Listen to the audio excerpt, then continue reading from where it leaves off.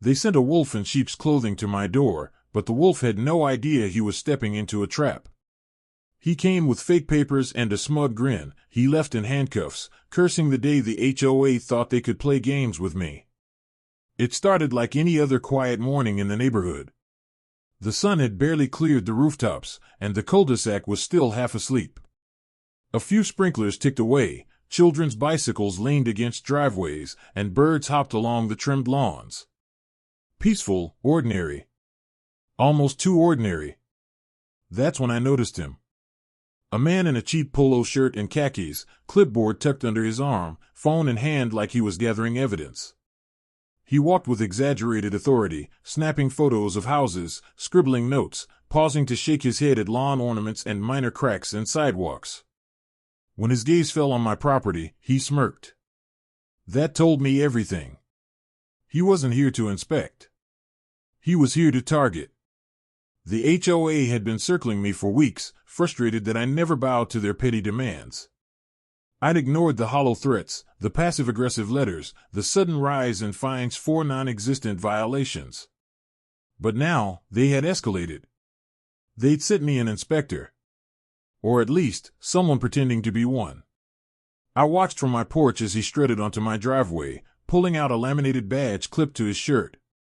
At first glance, it looked official, gold trim, an emblem, his name written neatly. But to me, it screamed fake. I'd seen hundreds of real credentials in my career. This was a bad copy. Morning, he said without looking at me, his tone sharp, condescending. I'm with the association. Just doing my inspection.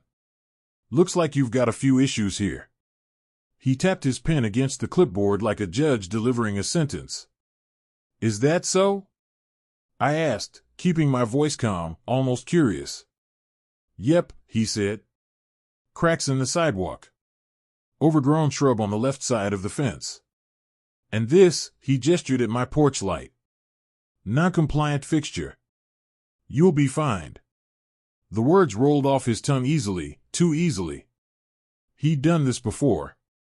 I stepped down from the porch, closing the distance. His confidence flickered just for a second when he noticed I wasn't the average nervous homeowner. My stance was deliberate, my eyes steady.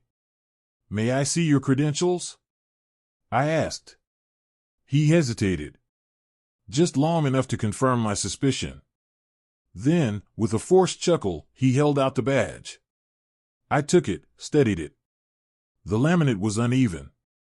The font didn't match. The emblem was off-center. A rookie job. This looks interesting, I said, handing it back. Standard issue, he replied quickly, avoiding my eyes. That's when I leaned in just slightly, my voice low enough so only he could hear. You know, the thing about fakes is, they don't hold up under pressure. His face paled. He had no idea who he was dealing with. I wasn't just another homeowner. I wasn't even just another cop. I was internal affairs. And his little act had just triggered an investigation he would regret for the rest of his life. The man's smirk faded the moment I mentioned pressure. His posture stiffened, and he adjusted the fake badge on his chest as if straightening it would somehow make it real. Listen, he said, lowering his voice. I don't need to stand here and argue. I've documented the violations. You'll be receiving the fines in the mail. He turned as if to walk off, but I stepped forward, blocking his path. Calm. Silent. Calculated. Hold on, I said evenly. Since you're working for the association, I'm sure you won't mind me verifying your credentials. For the record. His throat bobbed. That's not necessary. Oh, but it is. I pulled my phone from my pocket, holding it casually. The screen wasn't even on, but he didn't know that. The way his eyes darted to it, the way sweat gathered at his temple, it was like shining a flashlight on a cockroach. Go ahead, I said, tilting my chin toward him. Tell me your full name, position, and the licensing board that issued this badge. I'll make a quick call. The silence stretched. He shuffled his feet, eyes flicking left and right, maybe hoping a neighbor would intervene, maybe waiting for someone from the HOA to rescue him. No one came. Finally, he muttered, I don't have to answer that. Wrong move. Actually, I said, lowering my voice, you do. Because right now, you're trespassing on private property under false pretenses. That's a criminal offense. His eyes widened, and for the first time, his facade cracked. The false bravado melted into something closer to fear. He tried to recover with a laugh. You don't know what you're talking about. The association isn't here, I cut in sharply. You are. And I suggest you stop lying before this gets a lot worse. He froze, unsure of what to do. My instincts screamed that he wasn't just a low-level scammer. The way he carried himself suggested he'd been coached, trained to bluff. But training can't outlast panic. I leaned closer, eyes locked on his. One more time, your name. Who sent you? For a second, I thought he'd actually spill it. His lips parted, his hands clenched the clipboard tighter. But instead of answering, he pivoted, shoving past me in a clumsy attempt to flee. I let him run, just long enough to make it look like he had a chance. The moment his foot hit the edge of the driveway, I raised my voice. Stop. Neighbors' heads turned. Curtains shifted. Within seconds, people were watching from porches, cell phones out, recording.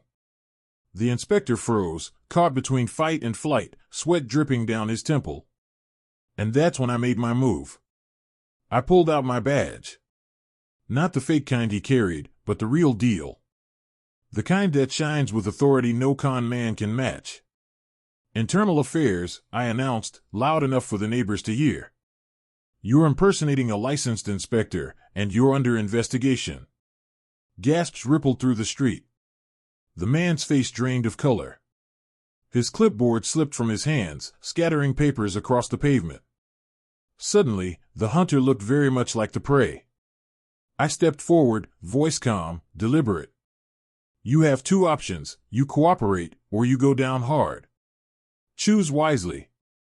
His mouth opened and closed like a fish out of water. He stammered, they made me do it. Bingo. The HOA had just been exposed. And this was only the beginning. The moment he stammered, they made me do it, I knew I had leverage. Fear loosens tongues faster than any interrogation room. But I didn't push further, not yet. Timing was everything. The neighbors were buzzing now, murmuring among themselves. Phones stayed trained on the scene, recording every second. The fake inspector stood frozen, pale and sweating, while I calmly collected the scattered papers from the ground. Each one was a joke, fabricated violations typed up on letterhead so poorly designed it could have been printed at a high school library. I held them up. These are fraudulent. And this man, I gestured at the inspector, is not licensed by any state board. He's been impersonating an officer of the HOA. Gasps. Whispers. One woman in a sun hat muttered, I knew something was off. Another neighbor clutched her phone like it was a weapon, her eyes wide. But the inspector wasn't my real target. He was just a pawn. Pawns don't move unless someone tells them to. And I already knew who was pulling the strings. The HOA president. Margaret Holloway. Middle-aged, sharp features, pearls always around her neck, and a permanent sneer that made her look like she'd smelled something rotten. She ran the board like a dictator, pushing through fees and fines that never seemed to line up with reality. Anyone who resisted, suddenly, their lawn was now compliant, their mailbox out of code. And the money? That disappeared into a labyrinth of accounts tied to maintenance contractors no one had ever actually seen working. I'd done my homework. Holloway had been funneling HOA funds through shell companies for years, lining her pockets while terrorizing the neighborhood with her petty rules. She believed she was untouchable. But her arrogance had made her sloppy. Sending a fake inspector onto my property was the mistake that cracked everything open. I slipped the forged citations into a folder, keeping my voice even. You'll be coming with me, I said to the inspector. He started to protest, but I raised a hand. Save it. You'll have your chance to explain. And when you do, you'll want to be very clear about who sent you. The look in his eyes told me everything. I didn't need to guess. He'd talk. Sooner or later, they all do. As I secured the documents, a sleek black SUV rolled up to the curb.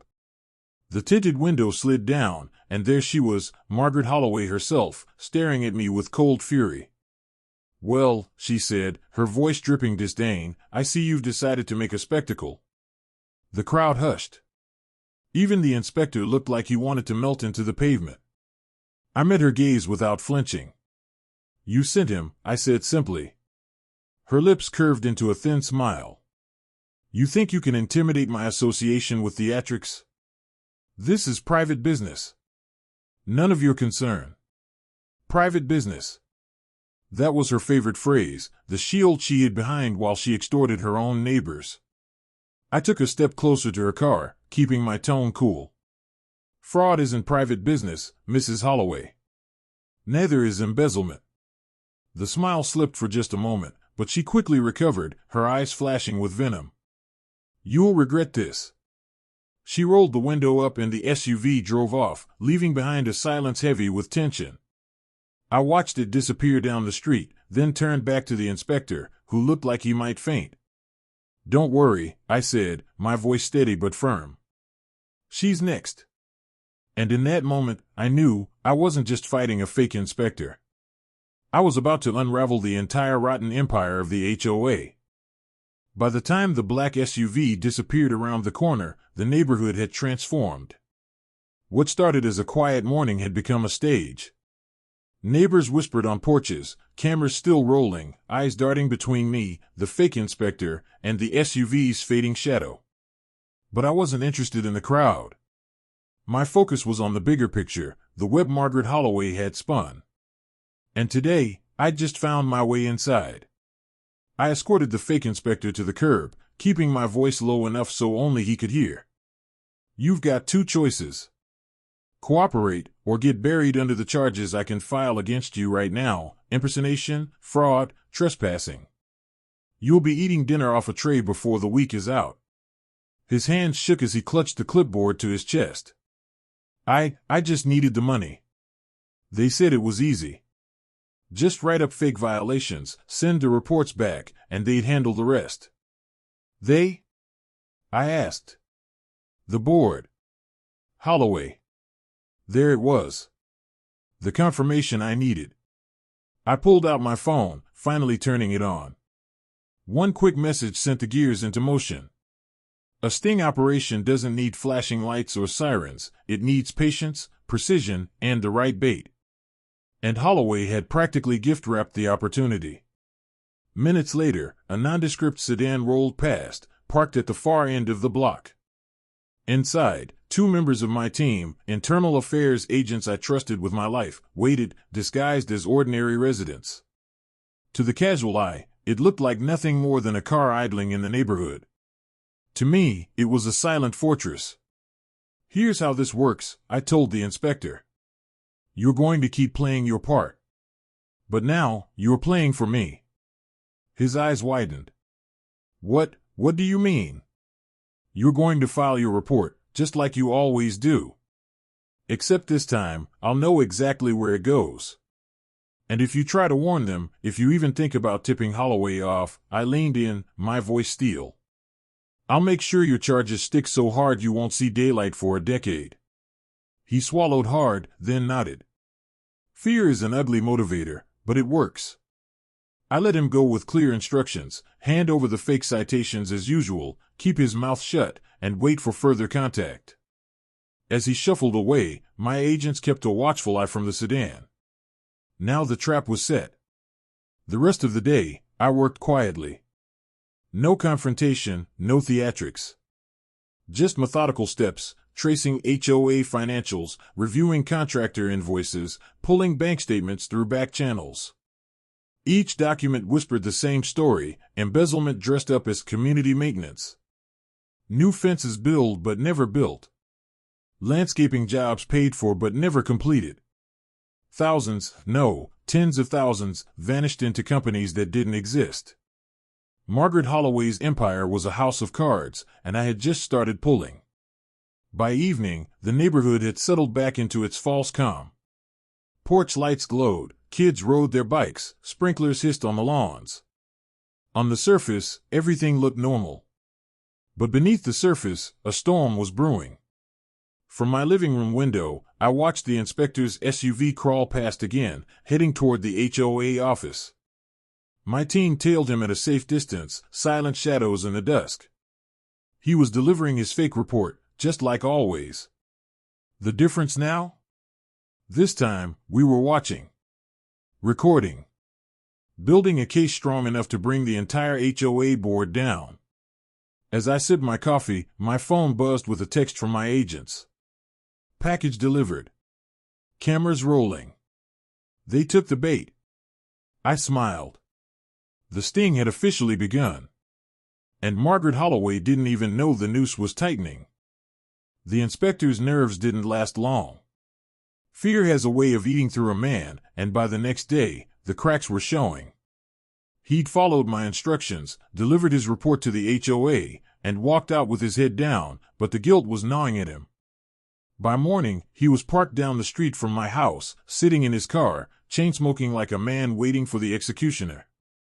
I stepped out onto the porch, coffee in hand, and gave him a look. He froze, then quickly rolled up his window, as if that could make him invisible. It didn't. By noon, I had what I needed. My team intercepted communications between Holloway and her so-called contractors.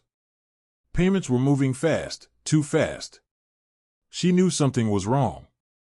She was tightening the books, cleaning house, preparing to burn the trail. But panic makes people sloppy. And she wasn't the only one cracking under pressure. The inspector showed up at my doorstep just after dusk. His eyes were bloodshot, his hands trembling. I can't do this, he muttered. They'll kill me if they find out I talked. I let him inside, closed the door, and set my coffee on the table. Sit down, I said calmly. You're safe here. But you need to make a choice fast. His words spilled out in a rush. He'd been hired off the books, paid in cash. The HOA board had a rotation of inspectors they cycled through, none of them licensed, all of them disposable. His job was simple: hand out fines, push reports back to Holloway, and never ask questions. They said if anyone resisted, the association had lawyers to bury them. That no one could fight back. I thought it was easy money. I didn't know it was this. His voice broke. I leaned forward, my tone steady. You don't have to go down with them. You cooperate, you testify, and you walk away with a deal. But if you keep lying to me, I let the words hang in the air. He understood the rest. Before he could answer, a knock rattled the door. Sharp. Aggressive. The inspector froze. I motioned for him to stay quiet and peeked through the blinds. On my porch stood 2 HOA board members, faces tight, eyes cold. They weren't here for tea and cookies. I opened the door just enough to speak. Can I help you? One of them, a tall man with a gut straining against his polo, gave me a practiced smile. Evening. We're here about an ongoing association matter. Just need a quick word with your guest. So they knew. The inspector's breathing turned ragged behind me. He was about 2 seconds from bolting, but I didn't give him the chance. I stepped outside, shutting the door behind me. You'll have to schedule that with his attorney, I said flatly. The man's smile faltered. His partner, a wiry fellow with sunken eyes, stepped closer, his voice low. This is association business. Don't stick your nose where it doesn't belong. I let the silence drag before slowly pulling my badge. The gold glinted under the porch light. Internal affairs, I said, voice cutting through the night. This is exactly my business. The effect was instant. Both men stiffened, their rehearsed bravado draining away. The tall one muttered something under his breath and pulled his partner back.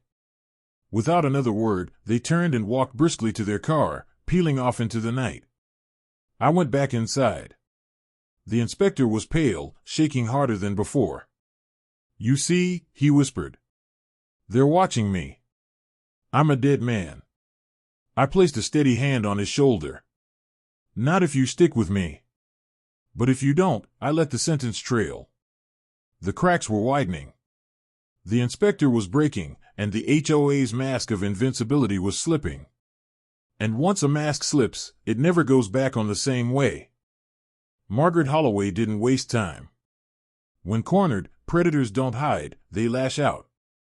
It was the very next morning when her SUV rolled up my driveway like a tank. Black paint gleaming, tinted windows concealing everything until the door clicked open.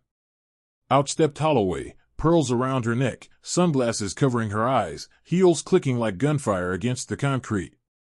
The neighborhood froze. People watering their lawns paused mid-spray. A jogger slowed to a walk. Curtains shifted in houses across the street. Holloway thrived on spectacle, and she knew exactly what she was doing, making a scene, showing everyone she was still in control. She stopped at the base of my porch and tilted her head, her lips curling into that familiar smug smile. "We need to talk." I sipped my coffee, deliberately unbothered. "I can't imagine what about." She slid off her sunglasses, her eyes sharp and calculating. "Don't play games with me. You're poking around in things that don't concern you. My association operates under state law. You have no jurisdiction here." I set my cup down on the railing, leaning forward just slightly. "Fraud isn't your jurisdiction, Margaret. Neither is impersonation. And neither is embezzlement. Funny how your inspectors always carry fake credentials and your contractors always cash checks without lifting a finger." Her smile twitched. Just for a second. Then she recovered, stepping closer. "You think you're clever. But let me remind you, this neighborhood doesn't run without me. I built it. I enforce it. And if you stand in my way, you'll regret it." The crowd across the street grew thicker, whispers floating on the breeze. Everyone was watching, phones recording. That was her mistake. Holloway thought intimidation worked in the shadows, but here she was, exposing herself in the daylight. I stood, descending the porch steps slowly until we were face to face. "You've had your fun. You've bullied families, lined your pockets, and convinced everyone you're untouchable. But here's the truth, your little empire is crumbling. And I'm the one pulling it apart." Her eyes narrowed into slits. "Who are you?" I leaned in, close enough for only her to hear. "The last man you should have sent a fake inspector to." Her breath caught, just slightly. That thin veil of arrogance finally wavered. But Margaret Holloway was nothing if not theatrical. She straightened her shoulders, plastered the smile back on, and raised her voice so the whole block could hear. "You're harassing me. This man is dangerous, everyone. He's threatening your HOA president." Murmurs rippled through the crowd, confusion spreading. A few neighbors shifted uneasily, unsure of whom to believe. But then, one voice called out, "Why'd your inspector have a fake badge, Margaret?" Another followed, "Where's all our money going, huh?" And just like that, the tide turned. Doubt seeped into her audience. Her jaw clenched, and she quickly retreated, slipping her sunglasses back on like armor. "This isn't over," she hissed. Then she spun on her heel, heels clicking furiously as she stormed back to her SUV. The door slammed shut, the engine roared, and the black vehicle screeched down the street. I watched her go, then turned back to the inspector inside my house, who was trembling at the window. "She's scared," I told him. "And scared people make mistakes." The HOA president had struck back, but her blow had missed. And in her fury, she had revealed just how vulnerable she truly was. After Holloway's driveway performance, I knew she was cornered. But cornered predators don't just bare their teeth, they set traps. If I was going to bring her down, I needed evidence solid enough to crush every excuse, every carefully spun lie. So, I dug. I spent the next few nights combing through records, public filings, HOA budgets, county permits, even dusty real estate contracts stored online. Holloway had been clever, burying her trail beneath a mountain of legitimate paperwork. But I'd seen this game before. Criminals always slip up somewhere, and patterns always emerge. And they did. I found maintenance fees paid to a company that didn't exist, Valiant Property Services. On paper, they had received nearly $400,000 in contracts over 3 years. In reality? No phone number, no office, no employees. Just a P.O. box registered under a shell corporation. And the name on the registration? Margaret Holloway's niece. That was the first thread. The second came from the fake inspector still under protective custody. He'd been reluctant to talk, but after a few hours of questioning, the guilt cracked him open. They said it was just easy money, he confessed, hands shaking. Show up, flash the badge, hand out citations. Homeowners paid up, and I passed the fines along. I thought it was, official. Who's they? I asked. 2 men. Always met me in a parking lot near the mall. Said they worked for Holloway. One of them had a tattoo, serpent around a dagger. Other one kept calling her Madam President. The description chilled me. That tattoo was connected to a private security firm I'd seen before in internal affairs reports, ex-cops who got booted off the force for brutality, now hired muscle for whoever could pay. Holloway hadn't just built a fraud empire. She'd built an army to enforce it. I pulled the inspector's statement, matched it with the shell company records, and flagged everything into an internal case file. But I wasn't ready to send it up the chain yet. If I did, I risked leaks. And leaks meant Holloway would know I was closing in. No, I needed more. Something irrefutable. That's when I decided to pay a visit to the county archives in person. The clerk behind the counter looked bored until I flashed my IA credentials. I need every variance and approval signed off by the Holloway Homeowners Association in the last 10 years. An hour later, I was staring at a stack of files 2 feet high. And buried in the middle, I struck gold, permits for community improvement projects, parks, pools, even a supposed community center. None of which had ever been built. Millions approved. Millions gone. And every signature at the bottom? Margaret Holloway's. I leaned back in the stiff wooden chair, my pulse steady but heavy. This wasn't just HOA corruption anymore. This was racketeering. Fraud on a level that could topple more than just Holloway. It could drag down banks, contractors, even politicians who had looked the other way. As I copied the files into my case folder, one thought stayed razor-sharp in my mind. Holloway hadn't just underestimated me. She had underestimated the very people she ruled over. Because now, I had the evidence. And when the truth came out, the neighborhood she terrorized would be the first to turn on her. By the time the sun rose the next morning, the case had transformed from suspicion into a noose. Every paper trail I followed circled back to one name. Every missing dollar had her signature near it. Every contractor who got paid for nothing was either family, a close friend, or a ghost company she controlled. But evidence wasn't enough. Not yet. People like Holloway thrived on loopholes. If I dragged her in too early, she'd slip out on technicalities. No, I had to box her in, piece by piece, until there was nowhere left to run. So I built the net. First, I contacted the local bank where HOA funds were deposited. I knew their compliance officer, a sharp woman named Diaz who hated dirty money almost as much as I did. After I laid out the suspicious transfers, she leaned back in her chair, eyes wide. "You realize what this means?" she whispered. "Yeah," I said. "Your bank has been laundering HOA dues for 3 years." Her jaw clenched. "Send me the shell companies. I'll freeze every account that smells off." That was move 1. Next, I looped in internal affairs, not the whole unit, just 2 people I trusted, Garcia and Monroe. Both veterans, both immune to bribes. I dropped the files on the table. "Looks like your HOA president's been running a personal mafia," Monroe muttered, flipping through the forged permits. "Not just a mafia," I said. She's built her own shadow government. But if we're going to bring her down, we need her caught in the act. No wiggle room. No denials. Garcia smirked. So what's the plan? That was the question. And the answer came from the inspector still under protection. When pressed harder, he admitted something he hadn't before. Holloway was planning a major enforcement sweep. Her fake officers would be hitting half a dozen homes with bogus violations in the next week. Perfect. We let her run it, I said. We'll be there waiting. Cameras rolling. Badges ready.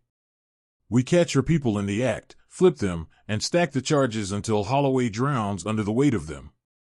Monroe grinned. Old-fashioned sting operation. I like it. But the risk was high. If Holloway even suspected we were onto her, she'd burn everything, records, money, even people. She wasn't the type to go quietly. Which meant one thing, we needed bait. I volunteered my own house. It made sense. She already hated me. She'd already tried to intimidate me. If her enforcers showed up at my door with their fake badges again, this time they'd be walking into a trap. The team set the wheels in motion. Surveillance vans hidden 2 streets over. Wires ready. A judge's emergency warrant in my back pocket. All we needed now was for Margaret Holloway to take the bait. That night, as I sat on my porch staring out at the quiet neighborhood, I couldn't help but wonder if she sensed it. If somewhere in that big house of hers, she knew the net was tightening. Because predators don't just lash out when cornered. Sometimes, they bite hardest when they realize it's the end. The trap was set. For 2 days, the neighborhood looked calm on the surface, but beneath it, wires buzzed, cameras blinked, and unmarked vans waited like sharks beneath still water. Every angle of my house was covered. Every microphone tested. Every agent briefed. All that was missing was Holloway's enforcers. And right on schedule, they came. It was just after dusk when a black pickup truck rolled slow down the street, its windows tinted, its plates covered in dirt thick enough to hide the numbers. 2 men climbed out, both dressed in dark polos with generic security patches sewn on, badges clipped to their belts, shining under the streetlight. But I knew better. I'd seen their faces in reports, the same men the inspector had described. One of them, the one with the serpent and dagger tattoo winding up his forearm, smirked as he strode up my walkway. The other carried a clipboard stuffed with citations already filled out. They didn't knock. They just tried to handle. That's when I opened the door myself. "Evening, gentlemen," I said, keeping my voice calm. "Property inspection," the tattooed one grunted, flashing the fake badge. "We've had complaints. Violations. We'll need to look around." Behind them, the cameras hidden in garden lights and mailboxes caught every detail, the badge numbers, the forged documents, the intimidation in their tone. "Funny," I said, leaning against the doorframe. "Because I happen to know Internal Affairs has been looking into people using fake credentials. You wouldn't happen to know anything about that, would you?" The clipboard guy froze. His partner didn't. He stepped forward, puffing his chest. "You're obstructing." "That's a fine." That was the signal. Within seconds, the night erupted. From the street, vans swung their doors open and plainclothes agents poured out, weapons drawn, badges flashing under the porch light. "Police! Don't move!" The tattooed man spun, hand darting for something at his waist, but he never got the chance. Monroe tackled him hard into the grass, wrenching his arm back and slapping on cuffs. The other one dropped the clipboard, hands shaking, stammering as 2 agents restrained him. Neighbors' curtains flew open. Phones came out. And for the first time, the HOA's enforcers weren't the predators. They were the prey. The clipboard clattered open on the porch, papers spilling out. Every citation was pre-written, ready to slap fines on houses that hadn't done a thing wrong. Dates backdated. Signatures forged. Evidence so clear it might as well have been signed from the desk of Margaret Holloway. I stepped past the chaos, crouching by the tattooed man as he lay cuffed in the dirt, cursing under his breath. "Who sent you?" I asked. He spat on the ground. "You already know." And he was right. I did. But what mattered was that now, the world knew too. Every camera caught their fake badges, their fake citations, their violent attempts to enforce Holloway's will. Garcia handed me a radio. "We've got them." "What's the call?" I glanced toward Holloway's mansion down the street, its windows glowing faintly in the night. She'd be watching, waiting for her men to come back with their usual easy money. Instead, she was about to get a call she couldn't spin. "Take them in," I said. "And make sure every neighbor on this block sees it." Because this wasn't just an arrest. This was the beginning of Holloway's empire collapsing from the inside. The arrests of her enforcers hit the neighborhood like an earthquake. By sunrise, everyone had seen the footage. Neighbors shared it in group chats, on social media, even whispered about it over fences. The HOA's untouchable president suddenly looked very touchable. And for Margaret Holloway, the noose had finally tightened. She tried to fight it, of course. That morning, she called an emergency HOA meeting, summoning her board members to the clubhouse. Cameras captured her storming in, pearls around her neck, her voice raised. "They're lying," she shouted, slamming a binder onto the table. "This is a witch hunt. My inspectors were enforcing community standards. This is government overreach." But the board members weren't nodding this time. They sat in silence, avoiding her gaze. Some had already been questioned by internal affairs, and I knew at least 2 had flipped. By the time I entered the room, accompanied by Garcia and Monroe, the tension was thick enough to cut. "Morning, Madam President," I said, flashing my badge. "We need to talk." She glared at me, eyes blazing. "You have no authority here. This is private association business." "Not anymore," I replied, dropping a folder on the table. Inside were copies of the fraudulent permits, the frozen bank accounts, and the sworn testimony of her own inspector. "This isn't about grass height or fence paint, Margaret. This is about racketeering, fraud, impersonation, and conspiracy." Her face paled, but she didn't flinch. Instead, she stood tall, adjusting her blazer like a queen refusing to bow. "Do you really think anyone will believe you over me? I built this neighborhood.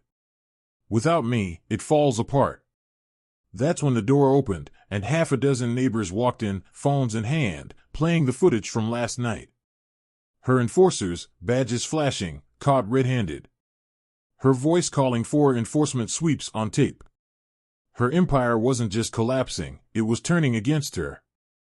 Garcia read her the charges, each word hitting like a hammer. "Margaret Holloway, you are under arrest for fraud, embezzlement, racketeering, and conspiracy to impersonate law enforcement. You have the right to remain silent." The room erupted in murmurs. Phones recorded every second.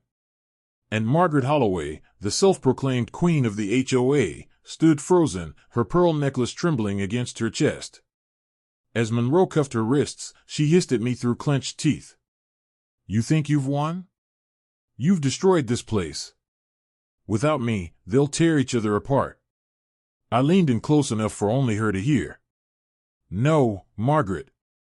Without you, they finally have a chance to build something real."